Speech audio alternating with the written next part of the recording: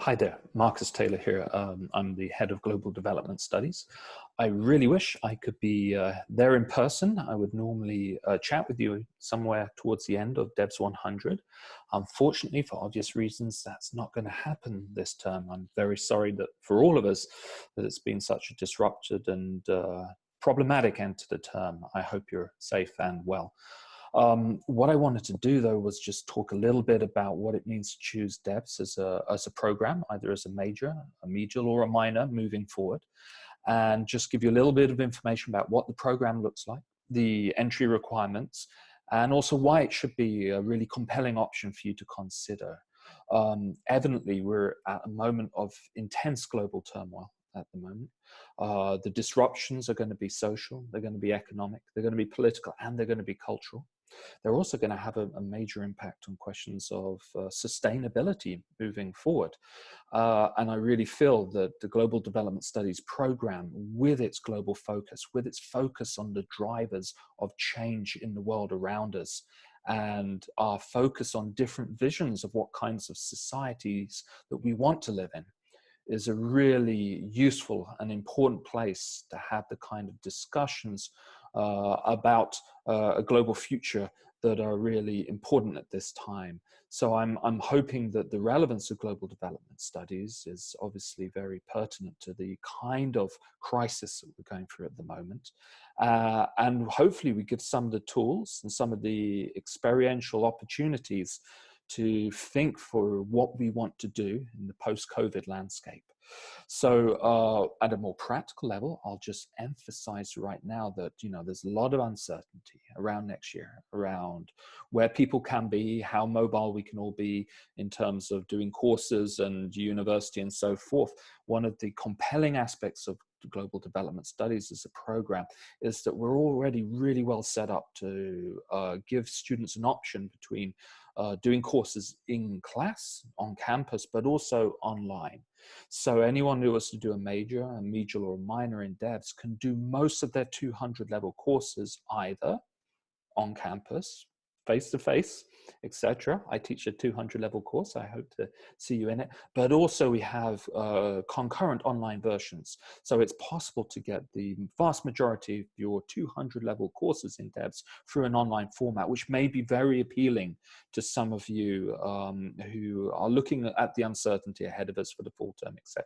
For example, we offer courses such as DEVS 220, Introduction to Indigenous Studies, DEVS 221, which is the continuation of that course for further Indigenous Studies, DEVS 240, Culture and Development, DEVS 260, Gender and Development, DEVS 280, Global Engagement. All those courses are running online next year. So if things are difficult in terms of mobility, and this is unparalleled for many other programs here on campus. Many programs don't have any online possibilities. We do, and it gives a great deal of flexibility. So on the one hand, DEVS is a very relevant program to be taking at this particular historical juncture, which we unfortunately find ourselves, but also it's institutionally very well set up to provide maximum flexibility for students moving ahead. Now, obviously, I hope to see all of you on campus in the fall in classroom, etc. All I'm saying is that if something in your own circumstance means that that's less possible or less likely, we're still actually able to offer a really good portfolio of courses at a 200 level for students to take over the year ahead. Those are already planned to be online anyway, and I imagine they will be quite popular. So one of the questions I'm getting asked a lot, obviously, is what are the entry requirements into global development studies? So just to clarify, the automatic requirement for acceptance, if you want to get automatic acceptance into DEVS for either the major or the medial level, is 2.8 GPA better and a B- or better in DEVS 100. If you're looking for the medial, you should note that the program that you want to pair with DEVS will have its own criteria, and you'll just need to check into those. Normally they're the same or they're less than the DEVS requirements, but you will need to check that out. If you're looking to get into the minor, 2.5 GPA or a B minus and a B minus in DEVS 100. So the question I'm getting asked a lot at the moment is what happens if I don't meet those requirements, either that my GPA is a bit below that, or I didn't make a B minus in DEVS, or under the present circumstances, what happens if I took a pass instead of completing DEVS 100. Now, don't worry. The key thing here, if you don't match these criteria, it's still okay. You will go onto the pending list, and this is a process, completely normal process, in which that I and Kari Ruzimalan, our undergraduate assistant, we together go through these files one by one. We look at the circumstances around. We look at the GPA. We look at what courses you took, etc. We look at your DEVS 100 outcome and so forth. And every year we accept many files from the pending list. We go well below the 2.8 GPA and so forth. So some of you will have a pass in DEVS 100, but a good GPA. Don't worry, this will make my job very easy in going through this list and so forth. So it's not going to be a problem at all. If you took the P, we do need to check out the circumstances. We need to look at the file purely because all programs like to see the grade that you got in their own core course. It's very normal, and my colleagues in other departments are doing the same thing. So you'll be on the pending list, but that's not a problem. It's not an obstacle. We will go through and look at your file, etc. If your end of term was incredibly disrupted through these circumstances we're looking, by all means, send me an email. No problem. Drop me a line and let me know. And I'll be going through the pending list, case by case, file by file, and we add many acceptances into DEVS through the pending list. We do this a normal year, regardless, and so it's nothing out of the ordinary upon that. So for the second part of this, I just wanted to talk through some of the compelling features of our program and talk about how it's set up and what its aims and objectives are.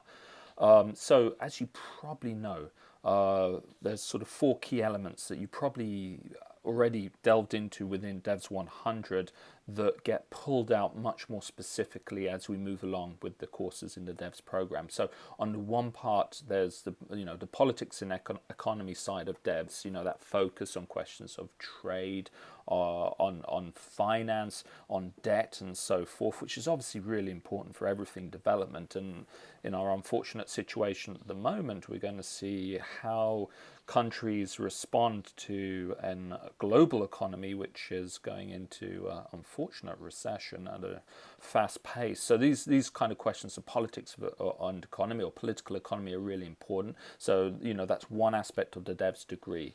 The culture and society aspect is very much the second pillar of what we're doing. Questions of representation, questions of social relations, of relationships between gender, between racialized groups, between indigenous peoples and settler society and so forth. All those kind of aspects are really central to how development takes form, different representations of what a good society is, what a bad society is, what countries should be aiming for and what they should evolve. All those are questions of cultural politics, of what development looks like. So we focus a lot on those.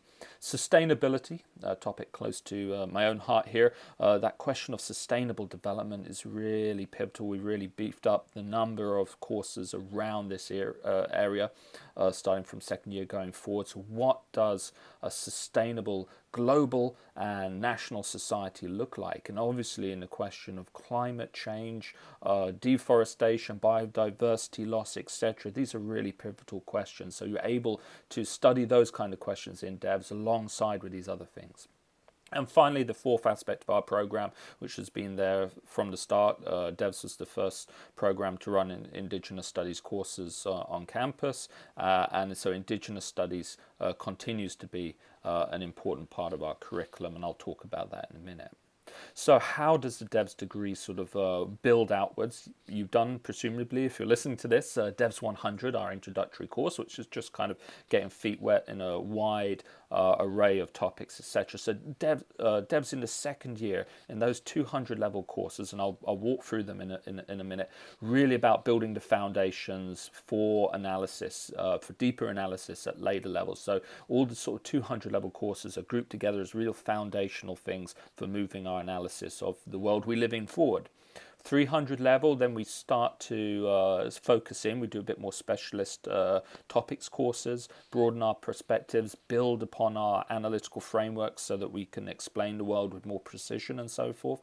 And then at 400 level, which in DEVS is all seminar courses, focusing down, deepening knowledge, going deeper into some specialist areas that are of interest, and applying the knowledge we learned to specific projects in specific areas. So in that kind of setup, our 200 level courses, we have 2 on Indigenous Studies, which are the foundation for all Indigenous Studies programming across the university, DEVS 220, DEVS 221. Both of them will be taught in class and online next year, so there's a lot of options there to fit your schedules. DEVS 230, Political Economy of Development, mentioning, right at the moment, as we're a very perilous situation in the global economy and the relationship of developing countries to that, really important course, give you sort of historical background, lots of foundations for understanding political economy that you'll be drawing upon for the rest of your courses. It's such a foundation. DEVS 240, Culture and Development, really looking at cultural politics of development, who gets to represent, who needs to be developed, under what conditions, etc. Those kind of questions, deepens down on that. DEVS 250, Global Environmental Transformations. This is one that I teach. We really look at some of the big environmental issues and their relationship to development. Everything from climate change, biodiversity loss, questions of air pollution, questions of deforestation, questions of global agriculture, and so forth. So, of course, really focus the sort of foundations of sustainability thinking within the development setup. DEVS 260, Gender and Development, looking all sorts of debates over the role of development vis-a-vis gender, vis-a-vis women and men, roles accorded, and so forth, and taking those issues to heart. And then finally, DEVS 280, which is our Global Engagement course, which is an online course which looks at the sort of politics and ethics of working in a global setup, of working abroad, etc. So that kind of global consciousness aspect. And then this is a relatively new course, DEVS 292, Development in Practice, which really is a sort of foundational skills, much more technical, much more focused on providing the foundations for if you needed to design a project, implement, monitor and evaluate a project, and so those kind of project development and development in action kind of course, and the kind of skills you learn in that are so germane to fields outside of development as well. You couldn't work within a sort of public policy setting without needing to mount or play a role in the development and the implementation of a project for some aspect or another. So that's a really tangible course. We're just in the process of hiring a new faculty member. Hopefully I'll be able to announce it very shortly. We're just getting the contract worked out, but this will be bringing someone in that has 2 decades of experience in running public policy programs internationally, everything from disaster relief through to climate change adaptation kind of policies across Southeast Asia and elsewhere. So she will be an amazing attribute to our department. I hope to be able to formalize and announce that in the days ahead. So that's the 200 level courses, and then at 300 level we sort of really offer more specific. So those are all sort of foundational things. 300 level, it's more specific questions of technology, questions of business and development. Disaster management will be a new course running this coming year.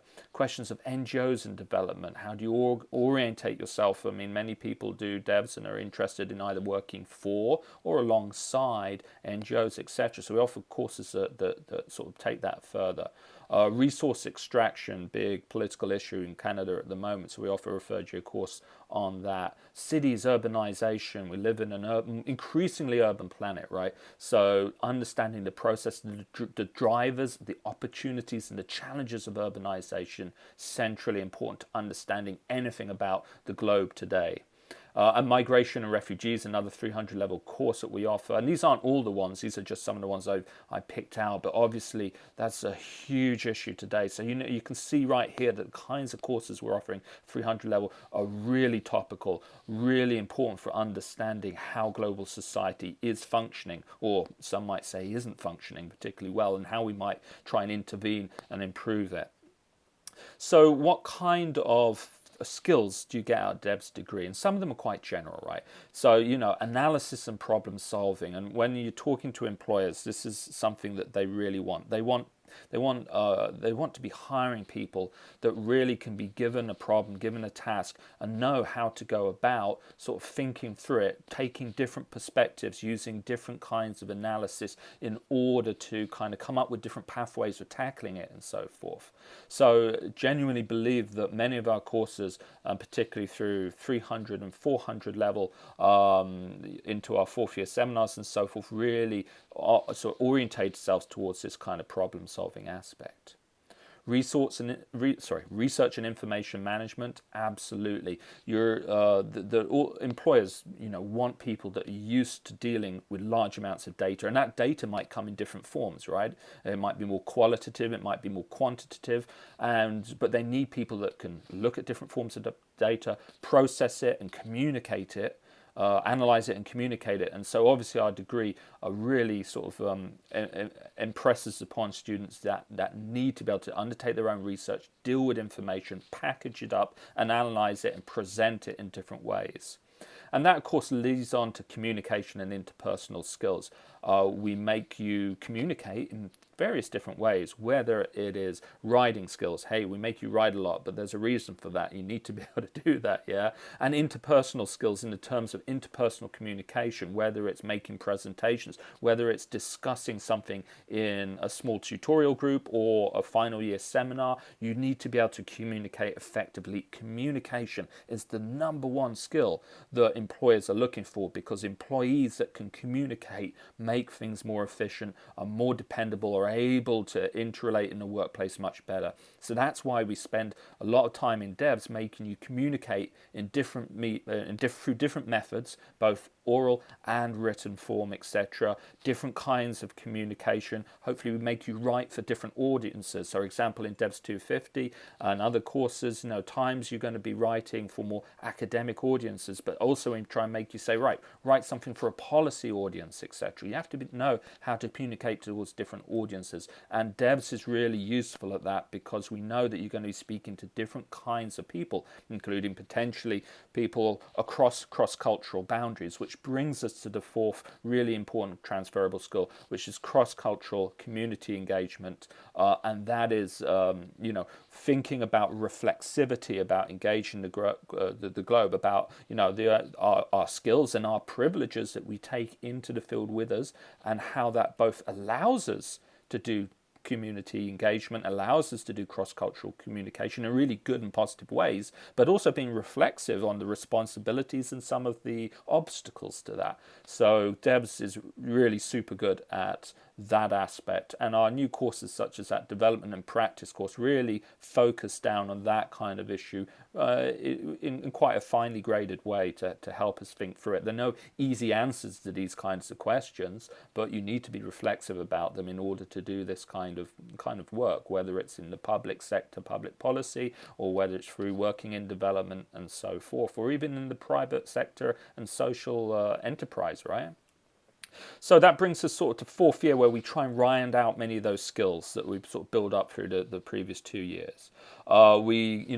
all our fourth year courses are seminar courses where you can really try and deepen your knowledge with leading experts. And I say this a lot when people ask me what kind of program should I be looking for doing, whether it's undergraduate or whether they're looking to do an MA or so forth. I say check out who's in a department and check out what kind of research they're doing. First of all, make sure they are actively doing research, because people that are actively doing research out in the world are definitely the kind of people that you want to be doing seminars with, you want to be taking courses with.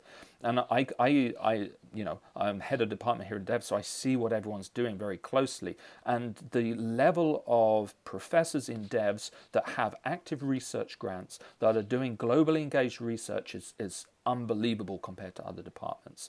I mean, for example, here's Diana Cordoba, who we hired a year ago, and she has got an amazing research program going on until current circumstances have intervened and pressed pause on it, in Brazil, looking at the expansion of palm oil plantations, the impacts upon water resources, the impacts upon employment and livelihood, etc. This is a really focused, empirically driven, involving all kinds of research, etc.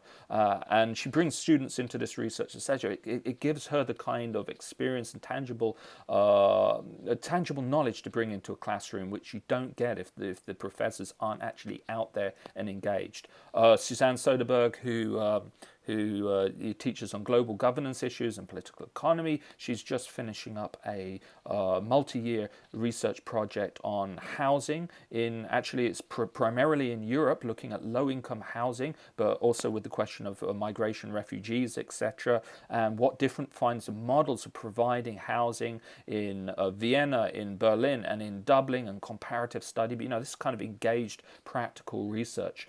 David McDonald, who I presume most of you, if you've done DEVS 100 on campus, will obviously have met David, etc. And he has, a massive research project on reshaping of public provision and so forth in multiple countries, etc. He's like the program lead on that. So, and these are just a few of the people. I mean, Rebecca Hall is doing active research up in Northwest Territories in Canada on post-mining futures with Indigenous peoples.